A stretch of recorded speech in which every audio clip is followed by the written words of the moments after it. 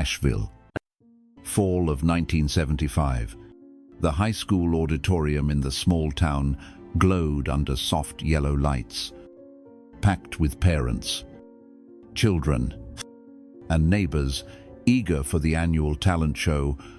For most, it was just another night, a piano piece, a clumsy dance, a few juggling acts to laugh at. No one knew this evening would turn into legend. Backstage, David White, 12 years old, small and timid, struggled to breathe steadily. His late father's oversized jacket swallowed his thin frame. Clutching a crumpled sheet of lyrics, his hands shook as if with fever. From the audience came whispers, "That boy, he's too young. He's going to fail." His mother, Mrs. White, sat silently in the last row, her heart pounding. She knew her son had longed to sing since he was little, yet she also knew how easily he crumbled under doubtful eyes. When David's name echoed through the speakers, the hall fell quiet. He stepped out, swallowed by the spotlight. The microphone was cold in his hand. David lifted his face and began the first notes of "Can't Help Falling in Love." His voice trembled, cracked like glass. Soft laughter rippled through the rows, followed by pitiful shakes of the head. A group of kids in the front row giggled. "He thinks he's Elvis." David wanted to vanish right then. In the darkness, his mother's hands clenched, whispering to herself, "Please don't give up on stage." David's chest tightened, his breath caught, and then the back door creaked open. A tall figure entered. At first, only a shadow, but as he stepped into the dim light, every gaze locked on him.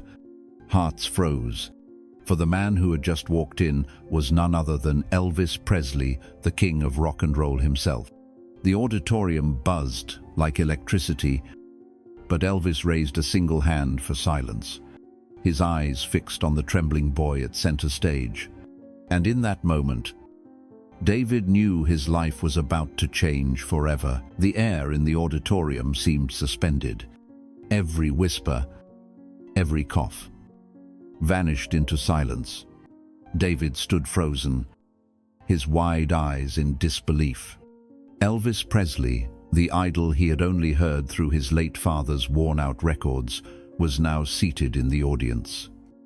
His piercing blue eyes fixed on him. Elvis didn't smile, nor did he frown.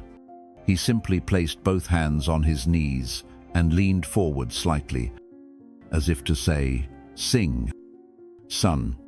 "I'm listening." That gaze made David tremble, not from fear, but from a new strength rushing through his veins. For a fleeting moment, the mocking laughter from earlier became a burden. A middle-aged man whispered, "My God, that boy is singing for Elvis himself." The heavy silence shifted into anticipation, as if the entire hall was holding its breath, waiting for a miracle. David inhaled deeply. This time, his voice still shook, but it carried warmth, like a small flame in the cold night. Wise men say, "Only fools rush in." The fragile yet raw notes brought unexpected tears to many eyes. His mother, seated at the very back, felt her heart shatter with pride and sorrow.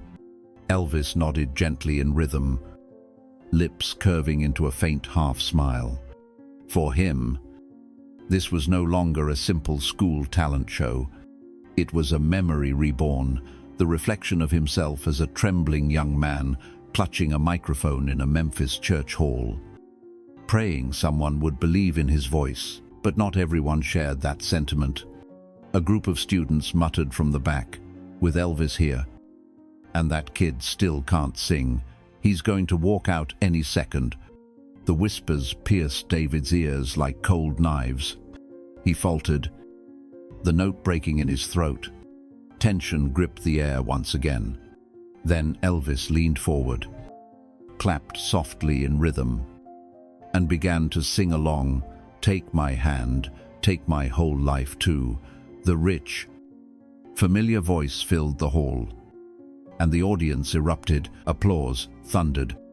Cheers rose. Gasps of disbelief echoed. Elvis Presley was singing a duet with a nameless boy. David's eyes glistened, his grip tightening on the microphone. He understood if he stopped now, he would let Elvis down. Summoning every ounce of courage, he sang louder, clearer, his voice intertwining with the legendary one. His mother broke into tears, her trembling hands clasped together, and beneath the dazzling lights, a frail boy and the king of rock and roll turned a modest talent night into an immortal moment. The voices of Elvis Presley and David intertwined, echoing through the auditorium like pure magic. No one heard the trembling anymore. They felt only the connection between a legend who had conquered the highest peaks and a boy who had just rediscovered his faith after years of shadow. Those who had mocked earlier now sat silent. Some wiped tears with their sleeves. Young couples held each other's hands tighter. No one could have imagined that a small, modest performance would transform into a ceremony of the heart, a moment where everyone bore witness to the rebirth of a child's spirit. As the melody ended, Elvis bowed his head toward David and whispered softly, "Just for him, son. Never be afraid of your own voice. It carries your story." David trembled, his chest rising and falling, lips quivering as if to reply, but only tears streamed down. The hall erupted, tens of thousands rising to their feet in applause. No longer curiosity, no longer mockery. It was applause of true recognition. In that instant, David's mother felt as though she saw her late husband again. He had been a poor mechanic who hummed Elvis's tunes in their tiny home. When he passed away, David was only 7, too young to grasp the depth of loss. And now, before her eyes, her little boy was singing with the very idol his father once worshipped. The stage lights shone down, turning David's tear-streaked face into a symbol fragile yet strong, vulnerable yet unbroken. But in the shadowy corners of the hall, other eyes were watching. A tabloid reporter, who had come merely to hunt gossip, scribbled frantically, "Elvis lowers himself to sing with nameless boy, stunt or accident." Those words would soon appear in print, sparking waves of debate. Elvis seemed to sense it. Placing his hand on David's shoulder, he turned squarely to the audience, his voice booming. "Ladies and gentlemen, tonight I do not sing only for myself. I sing for every child's soul that needs a chance. This boy is not a gimmick. He is proof that music can save." The cheers returned, louder than ever, and within that roar, David knew his life would never be the same again. After that glorious moment, Elvis returned to the band, but the entire hall still couldn't shake off the lingering emotion. All eyes remained fixed on David, the boy sitting quietly at the edge of the stage, clutching his worn teddy bear. Every heartbeat of his seemed to blend with the drums and guitars, creating a new symphony, the symphony of faith. Elvis motioned for the band to pause, stepping to the microphone, his voice rough with emotion. He said, "Ladies and gentlemen, tonight is not just a concert. It's proof that sometimes we must stop and listen to the call of the heart." The lights softened. Elvis sat at the piano and beckoned David closer. The hall fell utterly silent, thousands of hearts beating in anticipation. Hesitantly, David stepped forward, his tiny hand gripping Elvis's mighty one. The first piano notes floated gently through the air. Elvis began "Love Me Tender." But this time, he didn't sing alone. He stopped after the opening lines and looked at David's son. "Sing with me." David trembled. But then a fragile voice emerged, at first faint. But as Elvis guided him, it grew stronger, blending into the melody. The hall erupted in tears. A boy once dismissed as insignificant was now singing with the king of rock before tens of thousands. In the shadows, David's mother wept. Memories flooded back days when David sat silently at the window after his father's death, refusing to speak. Days when he scribbled in his worn notebook, "I want to sing once, so Dad can hear me." She knew. Tonight, that dream had been fulfilled. The audience rose to their feet. Camera flashes flickered like stars, turning the scene into a vision of wonder. Yet amid all the brilliance, Elvis's warm voice and steady hand on David's back anchored the boy, passing him a flame. "Do you know why they're crying?" Elvis whispered into David's ear. "Because in your voice, they hear themselves. They too were once weak, once ready to give up, but you reminded them they can rise again." David pressed his lips together, finishing the final line. As the last note rang out, the hall erupted, applause like thunder rolling through the night. But beneath those roaring ovations, David was unaware of what awaited beyond the stage. Some journalists would soon hail him as a symbol of hope, while others would mock the moment as nothing more than a stunt to revive Elvis's fading glory. And from this night on, the fragile flame in his heart would face the harsh winds of public opinion. The next morning, as the Las Vegas sun slipped through the windows, America woke up to the same story. On the front pages of major newspapers, photos of Elvis holding young David on stage were everywhere. Headlines shouted in bold letters, "The King and the Boy Who Sang His Dream, the moment that made 20,000 weep."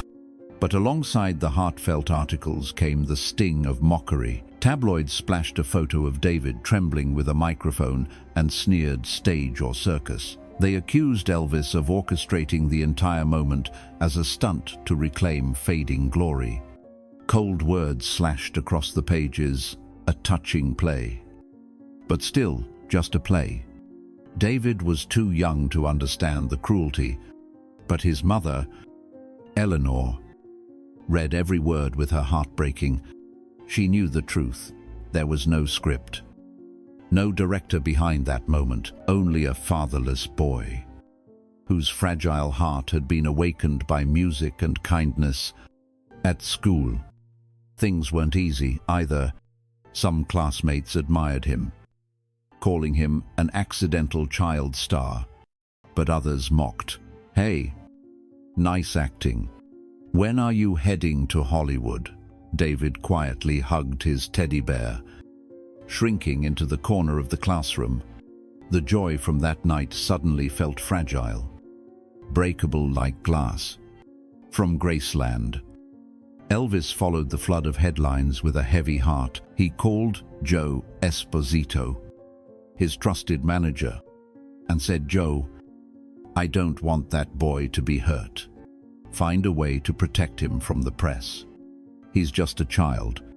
Joe stayed silent. He knew no one could tame the media's thirst for sensation, but he also knew Elvis was hurting. Beneath the rhinestones and the spotlight, Elvis carried a tender heart, especially for children. That night, alone in his room, Elvis scribbled a note in his journal: "If music cannot heal a child, then what is its meaning?" But he also understood from this moment on, David's life had changed. No longer just an ordinary boy. He would now have to learn to stand against the storm of public opinion, the very storm Elvis himself had battled all his life. One late evening at the end of the month, while Las Vegas buzzed with neon lights and noise, the small room where David and his mother lived was filled with silence. Eleanor sat by her son's bed, her frail hands gently stroking his messy hair. David whispered, his voice trembling, "Mom, did I do something wrong? Why do they say I was pretending I just wanted to sing?" Tears spilled onto the pillow. Eleanor pulled him close, murmuring softly, "You did nothing wrong. My son, you sang with your heart. And that's the only truth that matters." But deep inside, Eleanor knew the harshness of public opinion could shatter even the most fragile of dreams. She feared these wounds would scar David forever. Meanwhile, at Graceland, Elvis could not stop thinking about the boy. He decided to write a handwritten letter to Eleanor and David.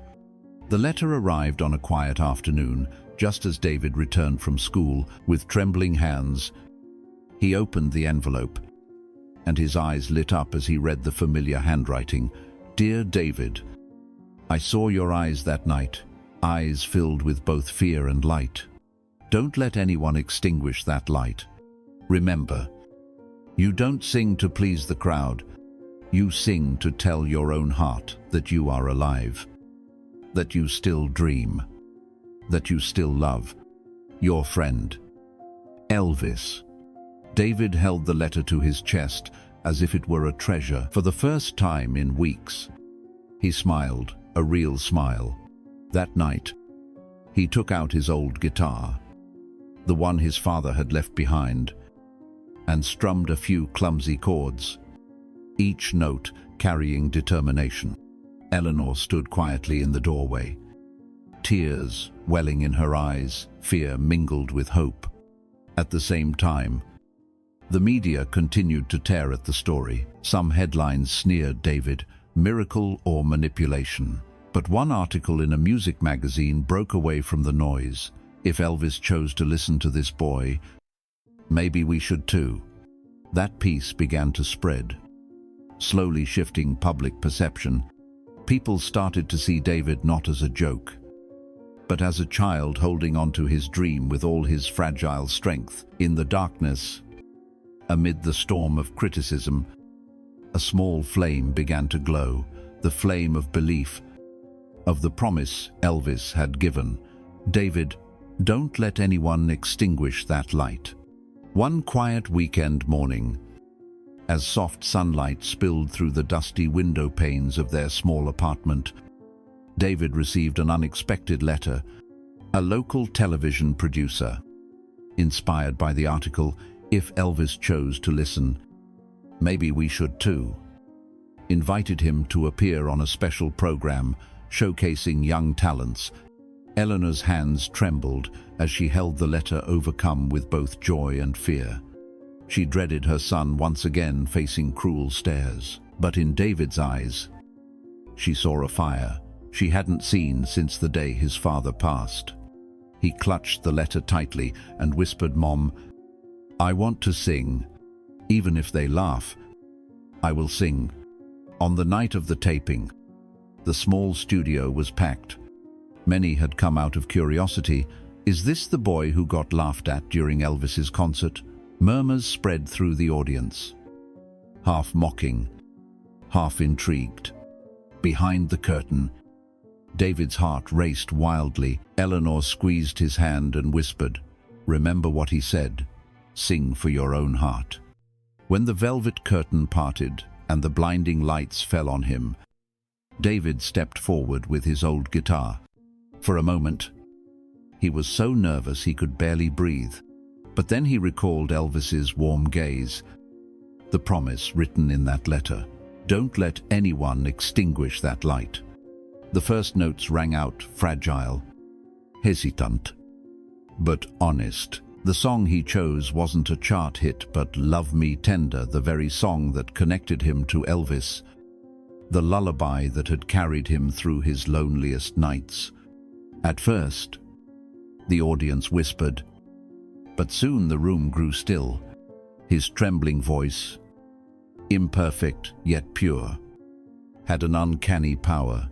It reached hearts. As the halting strums blossomed into a fuller melody, Tears welled in many eyes. In the crowd, someone quietly wiped their tears. Remembering a lost childhood, a couple held hands tightly, reminded of the love that still endured, and children saw themselves in David, a boy brave enough to sing through fear, to stand, though trembling. When the song ended, silence lingered for a breathless moment, then exploded into thunderous applause. There was no mockery now, only awe and compassion. David turned to his mother in disbelief. Eleanor's face was streaked with tears, her slow nod telling him more than words ever could. That night, back in their modest apartment, David hugged his guitar by the window, gazing at the neon glow of Las Vegas.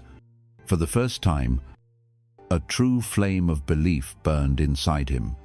Elvis had lit that flame, and David now knew it was his duty to keep it alive. No matter how fierce the storms ahead, news of the television taping spread faster than anyone could imagine. One moved audience member wrote about it in the local paper with the headline, "Elvis's boy sings again." Overnight, the name David appeared in cafes, schools, and even in newspapers that had once mocked him. But this time, the tone was different, solemn, reverent, and deeply emotional. People recalled the image of a small boy with an old guitar, daring to stand under the lights and sing the very song Elvis had once encouraged him to. Many wept when they heard the replay on the radio, a trembling, fragile voice filled not with perfection, but with a yearning for life and an unshakable belief. A week later, in their modest apartment, Eleanor received an unexpected letter. The seal bore the mark of Graceland, Elvis's home. Inside, in Elvis's unmistakable shaky handwriting, it read, "David, I heard you sang. I'm proud of you. Keep going. Because you're not just singing for yourself, but for everyone who has ever been afraid. Elvis." Eleanor folded the letter and held her son tightly. Their tears blended into one. For David, it was more than encouragement. It was proof that the flame Elvis had lit in him had been seen, had been acknowledged.